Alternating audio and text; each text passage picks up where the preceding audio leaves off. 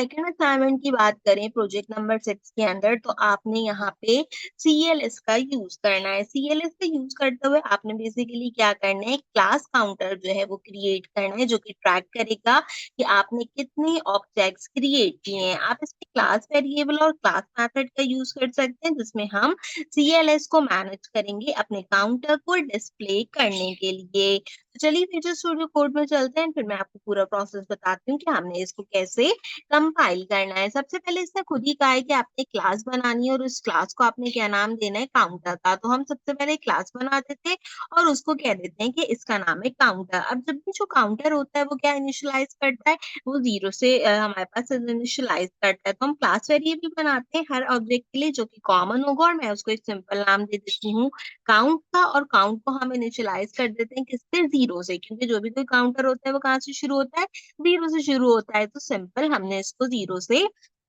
Initialise कर दिया। अब हम यहाँ पे फंक्शन बनाएंगे। फंक्शन के अंदर हम सिंपल जो है वो इनिट को कॉल करेंगे, एंड इनिट को कॉल करते हुए हम क्या करेंगे, इसके अंदर हम सेल्फ को कॉल कर लेंगे। ठीक है, जब हम इसके अंदर सेल्फ को कॉल करेंगे तो हम इसके अंदर सिंगल सेल्फ को कॉल करें। उसका रीजन क्या है कि जब भी हम ऑब्जेक्ट बनाते हैं ना, तो हम सिंपल सिंगल सेल्फ का यूटिलाइजेशन करते हैं।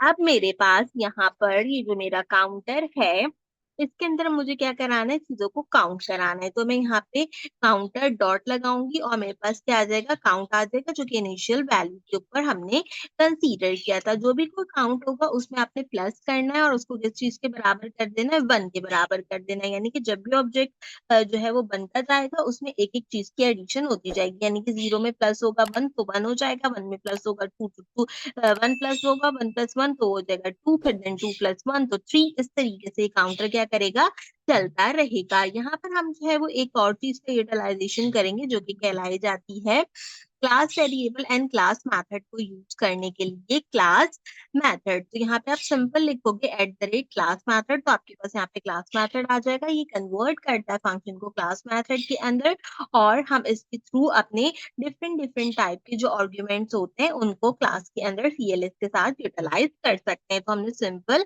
इस क्लास मेथड का यूज किया। इस क्लास मेथड का यूज करते हुए मैंने एक और फंक्शन बनाया। इसको मैंने यहाँ पे डिस्प्ले काउंटर का नाम दिया, क्योंकि हमने काउंटर जो है वो डिस्प्ले कराना है। और इसके अंदर हमने कौन सी प्रॉपर्टी कॉल करनी है, इसके अंदर हमने सीएलएस की property as a parent element call कर लेनी है। देन उसके बाद हम यहाँ पे सिंपल एक स्टेटमेंट प्रिंट कराएंगे, जिसके अंदर मैं लिखती हूँ यहाँ पे एफ, और मैं इसके अंदर लिख देती हूँ my total created objects are. ठीक है, जितने भी आपके टोटल क्रिएटेड ऑब्जेक्ट्स होंगे आप सिंपल वो इसके अंदर लिख दीजिए। और ये कहाँ से आएंगे आपके पास, ये जो हमारे पास अभी सीएलएस था हम उसका यूज करेंगे, और इसके साथ साथ हमने कौन सा मेथड का यूज करना होगा, हमने काउंट का यूज करना होगा। सीएलएस का यूज करके हम क्या कर रहे हैं, यहाँ पे काउंट को शो करा रहे हैं। तो इस तरीके से हमने सिंपल इनको क्रिएट कर लिया। अब अपने सिंपल ऑब्जेक्ट्स बना लेते हैं, डिस्प्ले काउंट को जो है वो डिस्प्ले करा लेंगे। तो मैं कहती हूँ कि मेरा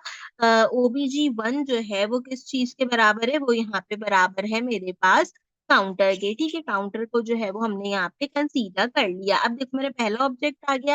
इसी तरीके से मैंने जो है वो अपना दूसरा ऑब्जेक्ट बनाया, और इसको भी मैंने क्या कहा कि ये मेरे पास किस चीज के बराबर है, ये भी मेरे पास बराबर है काउंटर के। इसी तरीके से मैं जो हूँ ना, यहाँ पे जितने ऑब्जेक्ट चाहूँ उतने ऑब्जेक्ट बना सकती हूँ। तो मैं ज्यादा टाइम को वेस्ट नहीं करूंगी, मैं सिंपल कॉपी पेस्ट कर कर यहाँ पे अपने एलिमेंट जो है वो चेंज कर लेती है। तो टोटल मैंने 4 एलिमेंट जो है वो यहाँ पे क्रिएट कर लिए ऑब्जेक्ट वाइज। तो टोटल कितने ऑब्जेक्ट्स हैं, टोटल 4 ऑब्जेक्ट्स हैं। तो my total created objects are 4, यहाँ पे लिखा हुआ आना चाहिए। अब हम यहाँ पे काउंटर को कॉल करते हैं। काउंटर को कॉल करने के साथ हमने क्या करना है, डिस्प्ले काउंटर का यूज करके टोटल ऑब्जेक्ट को प्रिंट कराना है। तो यहाँ पे अब हम अपने टर्मिनल में चलते हैं, चेक करके देखते हैं कि हमारे total created objects are 4 print होके आते हैं। तो जी हाँ, बिल्कुल हमारे पास ये प्रिंट होकर आ गया। तो हमने देखा कि एक एक करके किस तरीके से काउंटर में हम सारी चीजों को रखते हैं, सीएलएस का मेथड यूज करते हैं, एंड देन फिर अपने ऑब्जेक्ट्स को क्रिएट करते हैं। तो ये आपका दूसरा असाइनमेंट था, जो कि हमने